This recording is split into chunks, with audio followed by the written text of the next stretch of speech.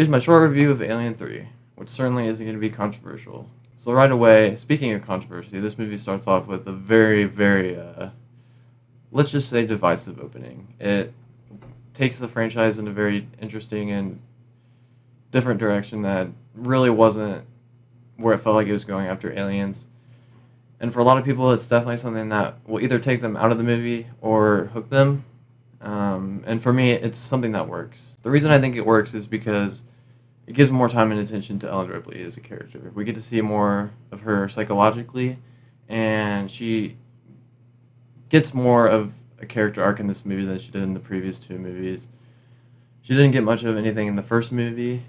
She was more of a side character till the very end. And in Aliens, we got to see the motherly and compassionate side to her, but we didn't get to see, again, the psychological and deep side to her. I also find the atmosphere in the new Xenomorph to be really interesting. I think that the prison's really interesting because of how big it is, but it's also closed from the open world, so the Xenomorph has plenty of places to hide. And speaking of the Xenomorph, the reason I think it's so interesting is because of the way it's birthed. It changes up its genetics, and it's a lot more clever and moves in different ways, and which adds to the tension, not only because, which I didn't mention before, but the prison has no weapons, so they have to deal with this more clever creature in a bigger environment without weapons, and it just adds a lot of tension and dread. Why I see this movie not working for a lot of people is just, aside from the opening, it's really bleak and dark and often disturbing at times. One of the bleakest movies I've probably ever seen.